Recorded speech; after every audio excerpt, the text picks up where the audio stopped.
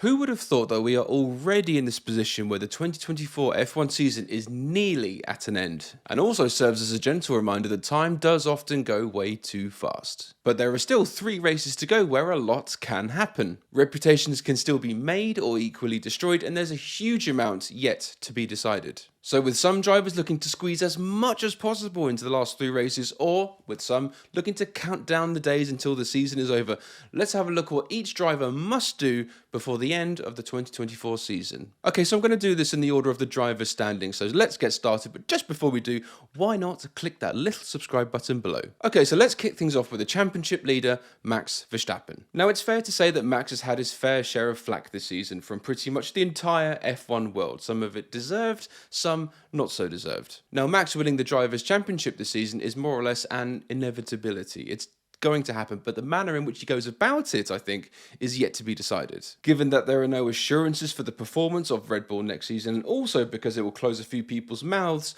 Max must end the 2024 season conclusively. He'll be wanting to grind his competition into the dirt and stamp out any notions that Leclerc or Norris could get the better of him at any stage. And of course, there is still second place in the Constructors' Championship to fight for, and by this stage it's obvious that Max has shouldered most of this burden, and that's mainly because he's currently the only one at Red Bull who can put up a fight. But securing that second place in the Constructors will still mean millions in prize money, and the best way of doing that is a clean sweep in the final 3 races. Whether his car will actually allow him to do that at this stage is still a question. So with Max, the Drivers' Championship is in the bag, the Constructors is still to fight for, but he's going to want to show everybody out there who the boss still is. And so next up, of course, we have Lando Norris. Now, Lando faces quite an interesting run-in because now that the Drivers' Championship is a lost cause, I wonder if we'll see him drive with a new sense of freedom, perhaps. And also a return to some more brighter, happier, bubbly days for Orlando. He still, of course, has to secure second in the driver standings, but whether that will actually mean anything to him by this stage is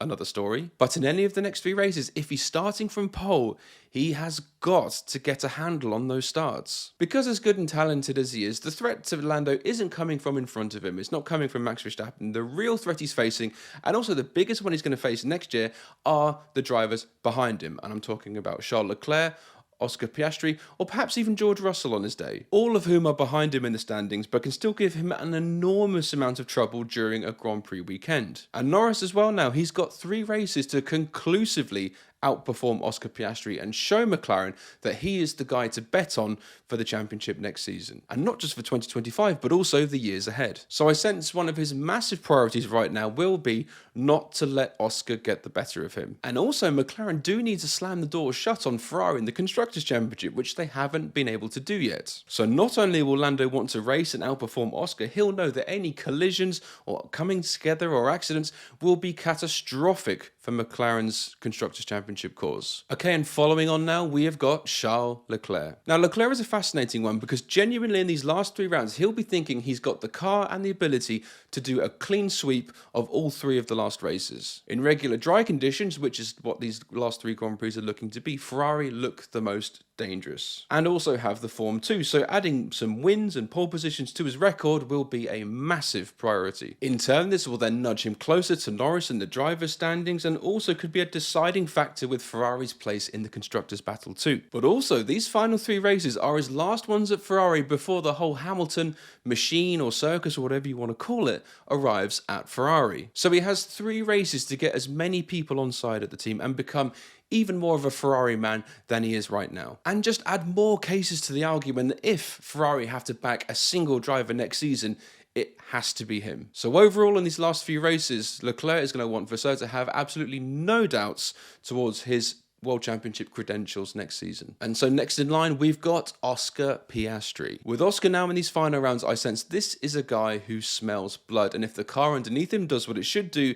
he could be a real force to be reckoned with. And whilst he was aiding Lando Norris's title hopes, he seemed like a guy whose wind was taken out of his sails. He just looked flat, and this was totally different to the Oscar that we saw in the first 2/3 of the season. And now that McLaren's priority has shifted towards the constructor standings, it now doesn't matter who wins. wins between Oscar and Lando, just as long as it's one of their drivers. So now that the chains and shackles are off, I think certainly pole positions and podiums are well within a shout of Oscar. He won't necessarily need to win outright, but if he outperformed Lando Norris, that will be enough for him, I think, at this stage. And it would certainly aid any claims for McLaren to have equal driver treatment for 2025. So for Oscar, he's going to want to do everything he can to ensure a clean slate at the start of next season. But can you imagine if it was actually Oscar who got McLaren over the line to confirm the Constructors' Championships? If it was his result that mathematically confirmed it, now that would be a statement moving forward. And so next in line, we've got Carlos Sainz. Now, Carlos faces quite an emotional last 3 races. Not only because it might be his last time as a Ferrari driver, but maybe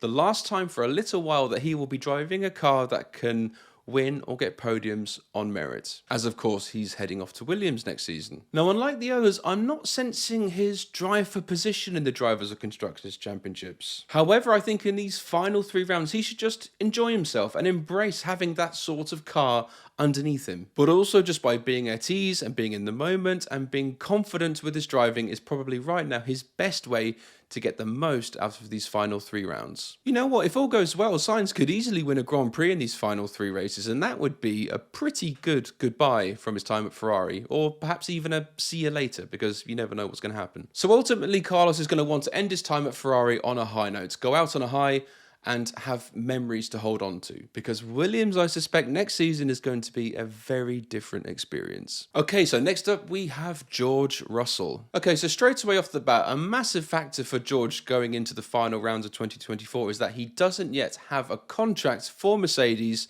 for after 2025. And that is something that is looming more and more as the days go by. And something which of course hasn't helped is that it appears Toto has kind of lost interest in George as of late, which means there's been no chats of new contracts. So George has got these last 3 races to really kind of reignite some interest in himself and his name before we go into the season break. So George has got to beat Lewis in the driver standings. He did so in 2022, missed out in 2023, so this is an absolute must for him. Now, whilst a win is unlikely, pole positions and podiums could still be on the cards. Points, of course, mean prizes, and if he can go into next season with a renewed curiosity about him as team leader at Mercedes. Now, credit to George, he's done fantastically well to close the gap to Lewis in the standings so far, but he really needs to use these final 3 rounds to act as a shop window for Toto Wolff, just so he can see exactly why he should sign up George on a new contract. Or perhaps maybe for other teams to have a look at as well. Okay, so next up now, we've got Lewis Hamilton. Okay, so for Lewis, I think all the signs show now that he cannot wait to climb out of that Mercedes at Abu Dhabi for one last time and get on a one-way flight to Italy. But because of this factor as well, he hasn't really been amazing for 2024. He really has fallen below what we would call a standard for him, and has therefore led people to question whether Ferrari have really made the right decision in signing him. Now, because of where he's been and the high points in his career, he won't really care about beating George in the standings or even finishing 6th. That sort of position in the standings won't even register to him. What he does need to do, though, is put in some performances to remind everyone of what he is capable of, even if he doesn't like the car. And yet again, just to reassure not just Ferrari, but also the Tifosi that they've made the right decision in taking him on next season. So in these last 3 rounds, Hamilton must summon up as much of the late 2010s as he possibly can. And that's not just for renewed motivation or just to get good results, it's also just to kind of silence any doubters before he completes this Ferrari move. And a complicated one next is Sergio Perez. Now, I'm not really sure what you can say about Perez right now, because expectations and reputation are probably at an all-time low now. He's cost Red Bull the Constructors' title and seems to be light years behind Max in every department aside from commercial backing, of course. And either way, I sense he'll want to end the season as soon as possible and start fresh on what will apparently be a Red Bull drive for 2025. But Sergio, if he just gets his act together, pulls himself together, he could be a real factor in securing Red Bull's 2nd place in the Constructors' Championship. It's not a massive ask for Sergio just to finish 6th or 5th at Vegas, Qatar, or Abu Dhabi, just to make Ferrari's lives harder and just take points off necessary drivers. That can't be too much. He certainly has the car to do it, but whether he actually can at this stage is yet to be decided. I'd really love him to just turn it on in these last 3 races, but in all reality, I can kind of expect him to be doddering around between 9th and 14th place. And that, to be honest, is a shame. Okay, so next up we've got Fernando Alonso. I've got to be honest here, I think Fernando has just got to get to the end of the season with his mind and body intact. It's been a horrific season for him so far. Now, of course, he'll be pushing to squeeze the absolute best out of the car, and he's got enough pride in himself to not give up. But what has he got to look forward to next season? Well, I'm not that sure. Right now, Alonso and Aston Martin are fairly isolated in their standings, so there's not really much that can be gained or lost by this stage. Unlike some other drivers who want to put in some good performances this year so they can capitalise on new circumstances next year, I know that new is coming on board anyway, but in the short term, I don't really see things being that much different for Alonso or Aston next season. Which does throw in the question of really, how does Alonso keep going at this stage? But ultimately, I just think he wants to finish this year with his mental health and his body intact. So amongst the drivers in the top half of the championship, there's still a hell of amount to fight for, still a lot of pride, positions in the driver's standings. There's still so much to be gained. But what about the bottom half of the championship? Well, you have to keep an eye out for part 2 of this video. So there we are, guys. Thanks so much for watching. Please be sure to like, share and subscribe. And as always, I'll see you soon. Cheers.